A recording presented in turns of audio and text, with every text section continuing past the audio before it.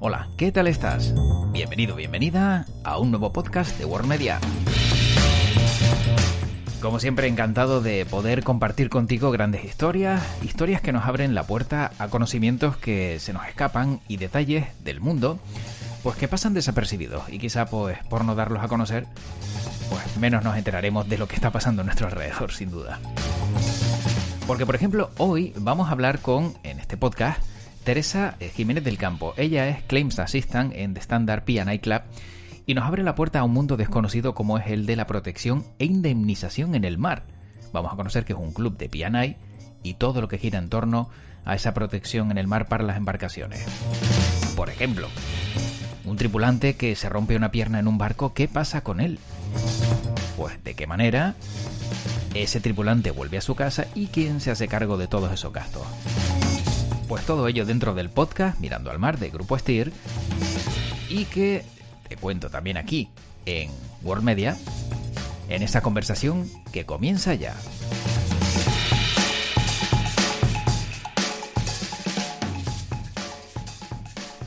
Y tiempo para hablar con Teresa Jiménez del Campo. Ella es Claims Assistant en The Standard P&I Club, gestión de siniestros, y está con nosotros en Steer Training Center, en Grupo Steer, en este podcast Mirando al Mar. Teresa, ¿qué tal? ¿Cómo estás? Hola, José, muy bien. Gracias por invitarme y darme la oportunidad de hablar a lo que me dedico. Es una profesión quizá bastante desconocida, ¿no? Es curioso porque, por ejemplo, en Canarias, ¿no?, vivimos rodeados de mar, tenemos puertos por todos lados, pero lo que es un club de P&I me da la impresión de que es poco conocido. ¿Cómo lo podrías definir? ¿Qué es un club de P&I?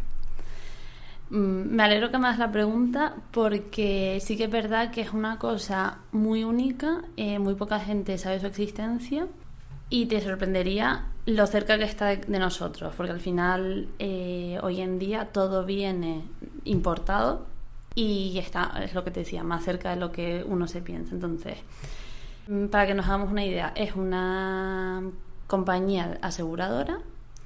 La gran diferencia es que nuestros clientes son navieras y nuestro objetivo es una mutua asegurada. O sea, nuestro objetivo no es sacar beneficio de las pólizas, sino proveer una cobertura de seguros a nuestros clientes lo más amplia posible. Un barco normalmente tiene dos tipos de seguro. Lo que se llama Hull and Machinery, que es el seguro de casco, o sea, estrictamente se refiere a lo que es la propiedad del barco. Y luego está Protection and Indemnity, que es lo que llamamos P&I, por eso se llama un P&I Club. El P&I sería una responsabilidad civil, pero más amplia. De hecho, este tipo de seguros surgen porque en su día, hace muchos años ya, creo que esto empezó en el siglo XIX, las navieras acudían al mercado en busca de un seguro y, claro, el seguro inicial era el de Hull and Machinery, o asegurar la propiedad del barco. Y cada mes se buscaba más obtener una cobertura mayor.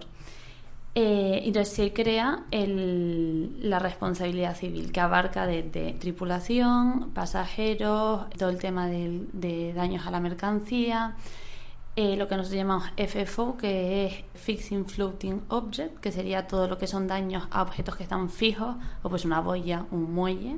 El tema de polución también, colisiones, se chocan dos barcos, que esto, aunque parezca raro, sigue pasando. Y así una definición más o menos simple. ¿Es cierto, ahora que has dicho que si se chocan dos barcos que sigue pasando, es cierto que por la inercia se han dado casos, o es un rumor o es una leyenda urbana de barcos que se sabía que iban a chocar hasta 2 horas antes, pero dadas las dimensiones no había manera, ¿no?, de que pudieran evitar esa colisión? Lo digo por la inercia y por el tamaño de un barco, la carga.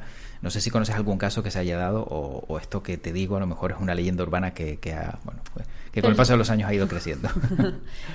Personalmente no conozco ningún caso así. Sí que es verdad que son barcos que cuesta mucho maniobrar y yo la mayoría de las reclamaciones que veo son errores humanos. Entonces son errores que son muy pequeñitos, pero estamos en un entorno que el mínimo desliz se convierte en algo muy grande.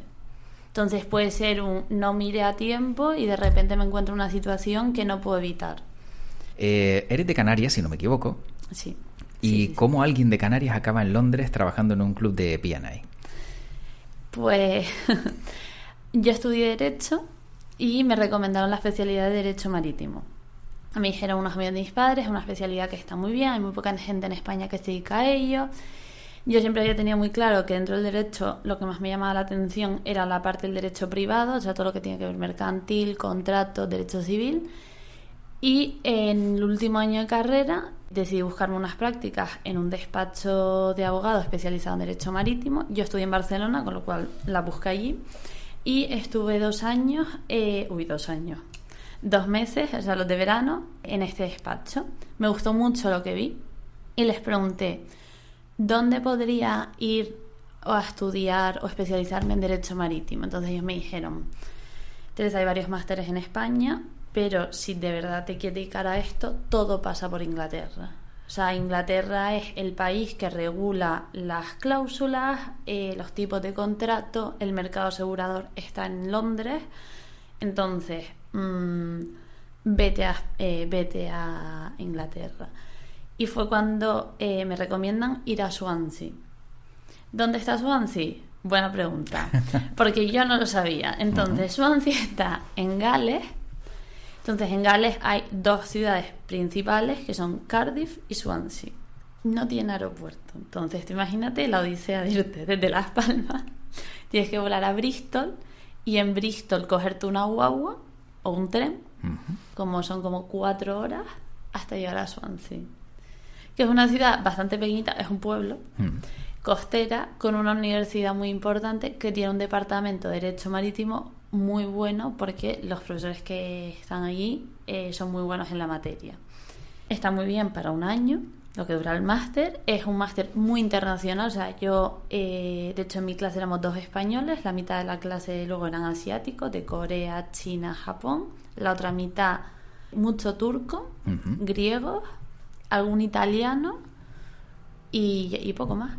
¿Y te preguntaste o te preguntas o has encontrado la respuesta de por qué Londres o por qué Reino Unido es quien controla todo este mundo de los P&I?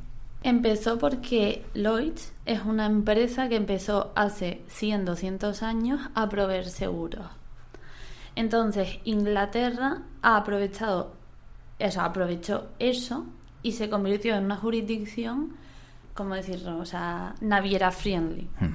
Han legislado de una manera que es muy fácil hacer negocios acogiéndose a esa jurisdicción. Entonces, han desarrollado también todo el tema de arbitraje. Entonces, todos los contratos tienen una cláusula que es sujeto a derecho inglés y arbitraje en Londres. ¿Qué pasa? Que además es una forma de atraer negocio, que yo creo que fueron muy inteligentes. Ahora, si otro país de la Unión Europea quisiera hacer lo mismo, lo tiene más complicado, porque no es solo legislar yo como país, sino yo sujeto a lo que me diga la Unión Europea y encima yo, o sea, como país no puedo hacer algo muy distinto a lo que están haciendo los demás países. Sin embargo, ¿estos clubes son exclusivos de algunos países determinados o trabajan en cualquier parte del mundo? No, estos clubes son mundiales. Mundiales. O sea, para que nos hagamos una idea, habrán 20 en el mundo. De hecho, ahora mismo mi club se está fusionando con otro y vamos a pasar a ser el mayor que existe en el mercado. Operamos mundialmente. Navieras no hay muchas, en el sentido de que, por ejemplo, en España cada vez hay menos navieras porque es un negocio que es muy costoso y se asumen muchos riesgos a la hora de operar. Entonces hay mucha gente que era naviero y se ha arruinado por el camino, entonces cada vez hay menos. Es un negocio mundial. Tienen toda su base en Londres porque el mercado asegurador está allí. Las navieras, en función de dónde tengan su sede como empresa, se asegurarán cerca de, o sea, donde estén más cerca, en el sentido, por ejemplo, estoy pensando, yo mi empresa tenemos la oficina en Londres, pero luego tenemos una oficina en Nueva York, en Grecia, en Singapur y en Hong Kong. En función de dónde tengan su sede las navieras, por ejemplo, yo soy una naviera en Singapur, el club que es el mismo que está en Londres, y estaré con la oficina de Singapur. Claro, tienen representantes locales. Exacto. Tienes una sede y luego en la sede tiene ramificaciones en diferentes países. Efectivamente. ¿No? Con lo cual, claro, llegan a cualquier parte del mundo solo desde un sitio, pero claro, con esos especialistas que están en cada sitio, ¿no? Sí. Claro, todo esto, al final antes decías también que hay diferencia, ¿no?, entre un P&I y una responsabilidad civil para un barco, ¿no?, para una embarcación. ¿Cuál es la más recomendable o cuál es lo más habitual que vemos en este tipo de acuerdos? Realmente no hay diferenciación porque la responsabilidad civil quedaría englobada dentro del P&I. Se recoge dentro Se del recoge, P&I. exacto. O sea, el P&I al final engloba más allá de la responsabilidad civil, que es daños que tú le puedas causar a un tercero, a su propiedad, o daños personales. El P&I engloba mucho más. ¿Y se puede navegar sin ningún tipo de cobertura? No. O sea, hay partes del mundo en las que no te dejan, por ejemplo, en Estados Unidos hay sitios donde si no tienes una cobertura que proteja la posible polución que tú puedas o contaminación que puedas crear en esa zona, no te dejan navegar y te ponen multas. Claro, O te arrestan el barco. Eso iba a decir, ¿no? Porque si no tienes ningún tipo de seguro, cualquier cosa que puedas hacer no hay manera de cubrirlo, ¿no? Y no te arriesgas, o sea, no te mereces la pena. Tú al final piensas que un barco, el cargamento que lleva dentro del barco, muchas veces vale mucho más que incluso la propia propiedad del barco. Si a eso le sumas las vidas que llevas dentro, como, o sea, la tripulación que tienes trabajando para ti, si no existieran los seguros sería inviable operar en el mercado. Nadie se expondría a ello porque al final, o sea, tú montas un negocio y se te hunde un barco, te quedas sin negocio y además estás para los restos de tu vida pagando lo que pasó. Claro. No creo que haya nadie tan loco como para arriesgarse a... ¿Y son caros estos seguros o estas coberturas que se dan? Entiendo que hay diferentes rangos, pero aproximadamente no sé si conoces la más cara o la más económica, ¿no? En un baremo de lo que suelen pagar las navieras. Dependen, o sea, al final el precio de una póliza depende de muchas cosas. También es verdad que es caro, porque si al final, cuando tienes un problema, el seguro está ahí para responder, y sin el seguro probablemente no podrías hacer frente a las responsabilidades en las que incurres operando en el mercado. El que es caro y que no es caro es muy subjetivo. Sinceramente, yo no controlo precios, pero porque al final, como está organizada mi empresa, tú en mi departamento están los que se dedican a claims, que son las reclamaciones, que es mi caso, y los que se dedican a suscripción, que son los que los que se encargan de ponerle precio a las pólizas, de cuidar la relación con el cliente, de ver qué necesidades tiene, de entender el negocio, porque muchas veces se inician nuevos negocios. Por ejemplo, me lo invento, quiero abrir una nueva línea para llevar pasajeros de Tenerife a Las Palmas. ¿Qué pasa? Tengo que comprar un barco, tengo que ver cómo lo pongo en marcha, qué tipo de tripulación. ¿Voy a tener una tripulación que trabaje 24 horas o va a ser una línea que solo está abierta, me lo invento, de 9 a 2 de la tarde? Entonces, todas esas cosas son la gente que trabaja en suscripción la que se encarga de evaluar y decir, bueno, nosotros te recomendamos esto, hay estos productos en el mercado, porque claro, tú aseguras una cosa, pero luego vas al mercado reasegurador a reasegurar. Lo que sí te puedo decir es que, o sea, me imagino que estás familiarizado con el concepto de franquicia. No, todos tenemos la franquicia del coche, que sí. Sabemos que si tenemos un golpe y queda por debajo de franquicia, la asegurada te dice hasta luego. Pues las franquicias, una, sí puedo decirte una media, obviamente luego hay más altas y más bajas. En mis pólizas son de $25,000. $25,000 es la franquicia, claro. Bueno, también hay que tener en cuenta, ¿no?, el tipo de cobertura, como decías, y hay casos donde, si no me equivoco, también esa cobertura se aplica también a los pasajeros, ¿no? O en este caso a los tripulantes o a los trabajadores. Efectivamente. Claro, tú tienes una embarcación, como bien me contabas antes, y pasa algo, tienes que gastar muchísimo dinero, ¿no? Esa empresa, con lo cual también es un mundo donde se mueve muchísimo dinero. Se mueve mucho dinero porque, por ponerte un ejemplo, la naviera tiene obligación de, si su tripulación se cae, se hace daño, se pone mala y hay que repatriarlo. Está, por ejemplo, aquí en el puerto de Las Palmas y tiene que repatriarlo, pongamos, a Canadá. Por ejemplo, es un típico caso. Fulanito está trabajando y se cae y se rompe el pie. Muy bien. Nosotros trabajamos con una red de corresponsales locales, que, para que nos entendamos, son nuestros ojos. Pero yo llevo la gestión del siniestro desde Londres. Yo no sé cuánto vale un médico en Las Palmas. No sé si el Puerto de la Luz está en la ciudad de Las Palmas o está en Beneguera, y de Beneguera al hospital más cerca son 50 kilómetros. Llamo al corresponsal local y le digo, mira, me ha pasado esto, tengo un tripulante que se ha caído, necesita asistencia médica, entonces por favor puedes ponerte en contacto con el Maining Agent, que es el responsable personal de la naviera. Se pone en contacto y me dice, muy interesa, le pasa esto, lo vamos a llevar al hospital, muy bien. Entonces me van actualizando, me van contando lo que dice el médico. Claro, cuando te pasa en un sitio donde tú dominas el idioma, como puede ser aquí en Las Palmas, muy bien, pero tengo, por ejemplo, muchas reclamaciones que son en Filipinas o en sitios remotos donde yo no hablo el idioma, en China, por ejemplo. O sea, para nosotros el corresponsal local es clave. Cubrimos todo lo que sean las facturas médicas, el vuelo de para repatriarlo hasta su casa. Y cuando llega a destino, muchas veces esta persona necesita que se le siga prestando atención médica, un seguimiento, a lo mejor tiene que hacer fisioterapia. Todo esto yo voy a llamar a mi corresponsal local allí en Ciudad de Destino, en Canadá, hemos dicho, sí. Canadá. Y le voy a decir, tengo a fulanito, lo van a repatriar tal día, a tal hora, por favor, asegúrate que no le falte de nada. Es decir, desde si hay que ir a buscarlo al aeropuerto y llevarlo a su casa, si el vuelo tiene que ser contratar 8 asientos porque tiene que ir tumbado en estrella, porque lo ha dicho el médico. Claro.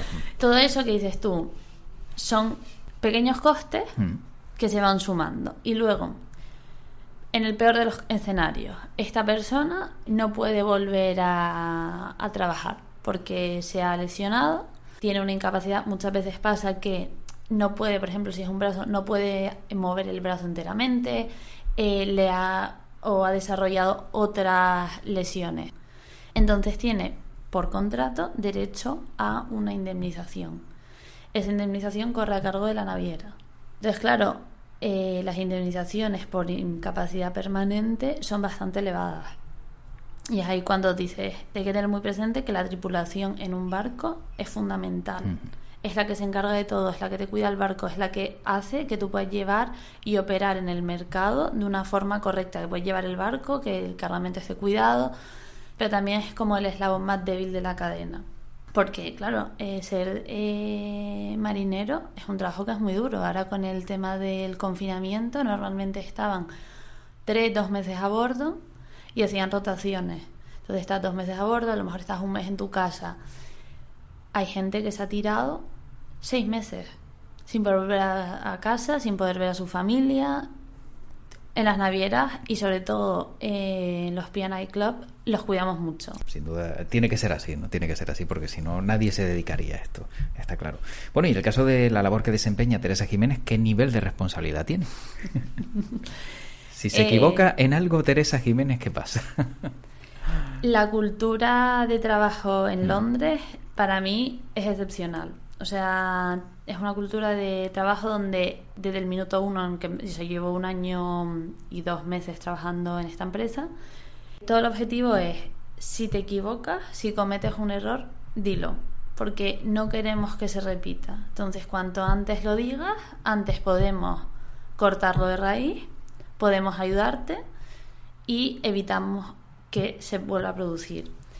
¿Qué pasa? Que eso te da mucha confianza en tu equipo y en ti mismo. Entonces tú al principio obviamente vas con esas inseguridades de no me he dedicado a esto, para mí así, o sea, estoy empezando mi carrera laboral, con lo cual no tengo mucha experiencia, pero sí que es verdad que poco a poco uno va cogiendo más confianza, no vas con miedo a equivocarte y eso tiene a la larga un impacto muy positivo porque es como tú trabajas confiando, como que asientas los conceptos, entonces vas relajado, entonces como tú estás relajado, estás contento, cometes menos errores. Pero de todas formas, no he hecho muchos errores. Bueno. Por si la audiencia tenía dudas y estaba intranquila. No. Yo creo que está todo el mundo tranquilo. Nos quedamos tranquilos entonces. No obstante, gestionando problemas o reclamaciones de otros, ¿cómo logras desconectar en este entorno? Cuando a lo mejor vuelves a casa y dices, oye, es que claro, este problema a lo mejor, pues, no sé, tenía que haber afinado un poco más o que no se me olvide esto mañana. Todo eso entiendo que cuando uno gestiona también problemas graves y de peso, pues siempre entiendo que es una carga emocional que te llevas a casa. Sí y no. O sea, te reirás, pero también el hecho de trabajar en inglés es como una máscara. O sea, es decir, no una máscara, pero te facilita el distanciarte de los problemas. Claro, porque piensas en español, ¿no? Claro, entonces yo voy al trabajo y soy Teresa que habla inglés y llego a casa y soy como que te ayuda a distanciarte. También es verdad que yo el primer año estaba a tope. O sea, porque tienes que como que demostrar mucho, ¿no? O sea, te tienes que ganar la confianza de tu entorno, de tu jefe, tienes que demostrar que eres una persona válida. Ahora que llevo más tiempo, eso me he relajado más y es mucho más fácil. Pero, y luego hay problemas y problemas. O sea, ahora con la experiencia sé que hay reclamaciones que se pueden dejar para el día siguiente. Por ejemplo, todo el tema de tripulación, nadie te va a molestar por la noche si es una reclamación que ya lleva gestionando desde hace un tiempo. El marinero está en su casa, sabes que va a las visitas médicas, te van informando y tal. ¿Qué pasa? Es muy diferente a una reclamación a lo mejor de cargamento, que el barco lleva 3 días descargando y tú sabes que por la noche sigue descargando. Estás diciendo, igual me llaman en mitad de la noche y tengo que coger el teléfono porque me está diciendo el perito, Teresa, nos están pidiendo tanto, igual arrestan el barco. Entonces hay reclamaciones y reclamaciones y luego que el mar no cierra. Tú te vas a tu casa, pero el barco sigue moviéndose y, por ejemplo, todas las reclamaciones de tripulación son en Filipinas. A mí me empiezan a entrar los emails a las 3 de la mañana, que empiezan el día allí. Por ejemplo, tengo una reclamación en Estados Unidos y tengo que llamar al abogado. Hasta después de comer no puedo coger el teléfono porque por allí todavía no es de día. Tienes que adecuarte un poco también a los lugares con los que trabajas, ¿no? Efectivamente. Con lo cual, claro, tiene cierta complejidad. Bueno, para alguien que se dedica a esto, ¿qué es lo más importante que tiene que tener? Formación, habilidades sociales, muchos idiomas. Es una muy buena pregunta y para mí es muy importante, por ejemplo, mi formación en Derecho. Yo reviso muchos contratos, llevo reclamaciones en diferentes jurisdicciones y para mí la base de Derecho me ha permitido entender un procedimiento judicial. Puede que no sea en España, pero yo sé cómo funciona la justicia en España y esos conocimientos al final no son muy diferentes de otro país que lleve un sistema judicial civil como sería el español. El tema idioma, obviamente, trabajo en inglés, con lo cual si yo no supiese inglés no estaría donde estoy, entonces fundamental. Y además mi consejo sería, cuanto antes empieces, mejor. O sea, es decir, si tú en la universidad puedes dedicarle unas horas, puedes verte una serie en inglés, eso que tienes ganado. Porque hoy en día, y cada vez más, el mundo está más conectado y te puede abrir muchas puertas. Además, con el tema del teletrabajo, aunque estés en Las Palmas, puedes acceder a puestos de trabajo en el exterior. Que la gente joven no se despiste. Y luego, obviamente ser una persona sociable, ser valiente, no tener miedo a lanzarse a las oportunidades, no cerrarte puertas mentales, de decir, no, como no tengo experiencia, no, a mi casa siempre me dicen, a ti que te digan que no, o sea, pero tú no te suspendas. Porque oigo mucha gente que no tengo la experiencia suficiente. Bueno, que se den cuenta ellos. Claro. Tú lo intentas. Porque muchas veces la gente quiere trabajar con personas. O sea, tú que no sabes, no pasa nada, lo puedes aprender, pero tú quieres trabajar con una persona sonriente, que esté dispuesta, que tenga buena actitud, con la que hagas clic. Efectivamente. O sea, no solo es estudiar. Y en este podcast de Steer Training Center, que cuenta con el respaldo de Grupo Steer, precisamente sobre Grupo Steer y otras empresas que ofrecen servicios marítimos, ¿se podría decir que hay coordinación o es un entorno muy, muy individual? Grupo Steer trabaja para el Standard P&I Club como corresponsal local. Entonces, lo que explicaba antes, cuando a mí me llega un asunto en Las Palmas, yo cojo el teléfono y, por ejemplo, llamo a Grupo Steer y digo, necesito, o sea, me ha avisado mi cliente que hay un cargamento que parece ser que ha llegado con daños.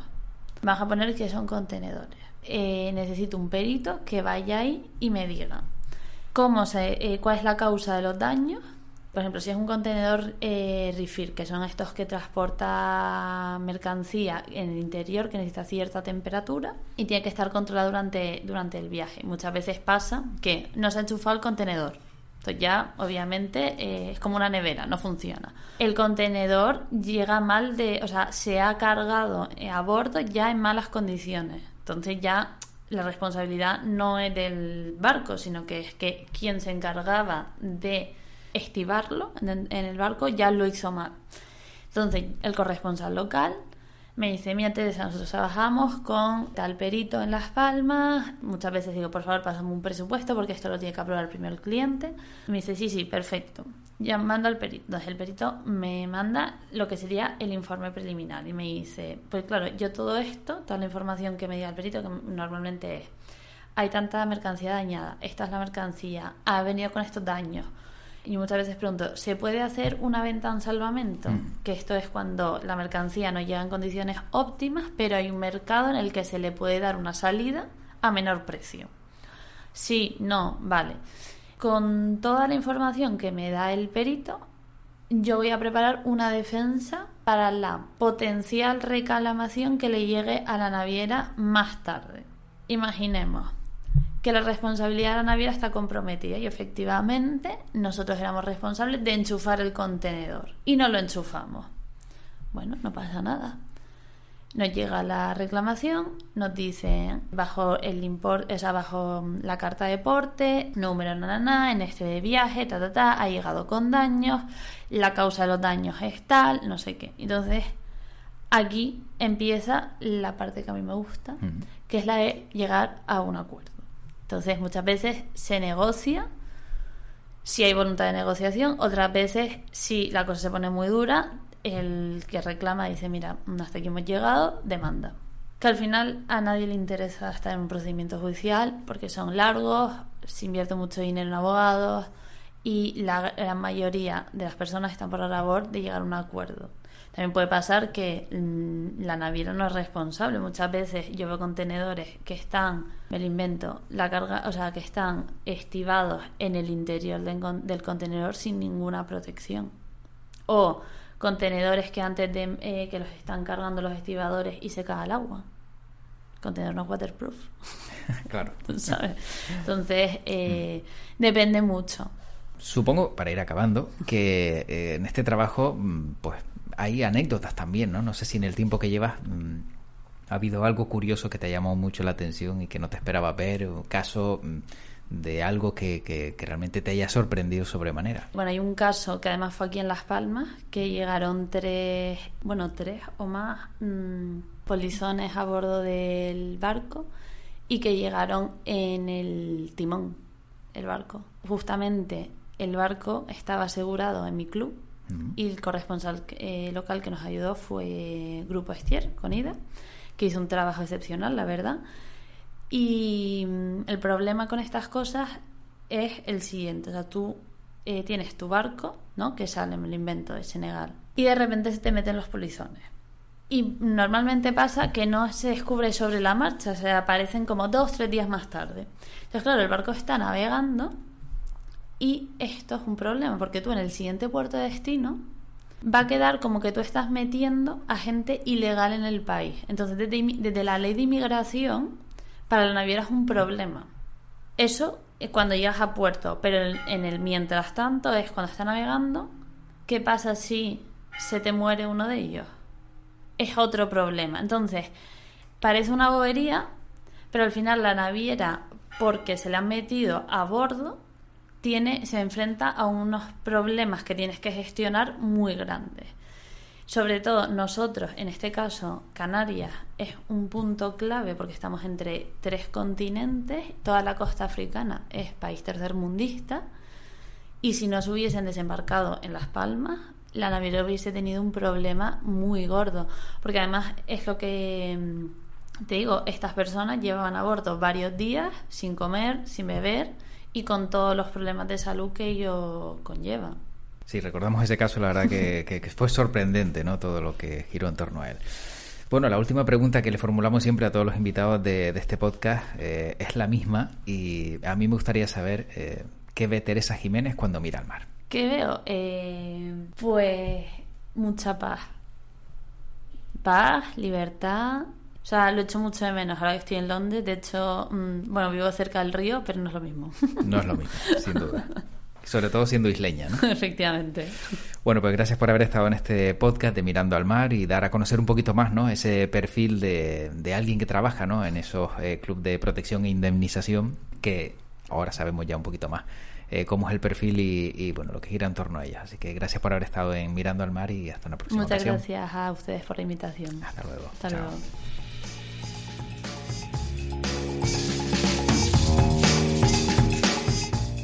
Pues hasta aquí llega el podcast y espero que hayas aprendido un poquito más qué significa P&I, cómo son las coberturas de estos seguros y que conocemos, por ejemplo, pues a través de los coches, a través de las motos, a través de otro tipo de seguros, pero nunca, quizá a lo mejor nos habíamos fijado en cómo se asegura una embarcación en el mar. Bueno, te recuerdo ya de paso que toda la información que quieras sobre el mar, sobre formación, seguridad, ofertas de empleo y demás, lo puedes encontrar en la página web de Grupo Stier, stier.es, stier.es, o envías un correo a infostier.es y también tendrás toda la información que sin problema alguno pues te harán llegar de lo que necesites. Y si quieres seguir disfrutando de más podcasts, ya sabes que los tienes todos y cada uno aquí en World Media, en worldmedia.es, y seguimos sumando capítulos interesantes. Soy José Luis Martín, te deseo lo mejor como siempre y también te deseo que tu podcast te acompañe. Hasta un siguiente capítulo. Chao, cuídate mucho.